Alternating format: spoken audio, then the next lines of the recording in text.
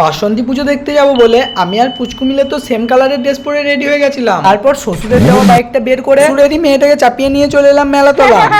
মেলার মধ্যে ঢোকা মাত্রই তো প্রথমেই দর্শন করলাম রাধা কৃষ্ণকে, পরে বজরংবলী মন্দির, লোকনাথ মন্দির, সব মন্দিরগুলোই এক একে দর্শন করলাম পুচকুকে সাথে নিয়ে। আর এইগুলো দেখছো, এগুলো হচ্ছে কালকের প্রসাদের মহোৎসবের জিনিসপত্র। মন্দিরে থেকে বেরিয়ে এসে আমি আর পুচকু মিলে গোটা মেলাটা ঘুরলাম। এক রাউন্ড ঘোরার পর একটা আইসক্রিম কিনে দুজন মিলে একটু ভাগ করে খেলাম।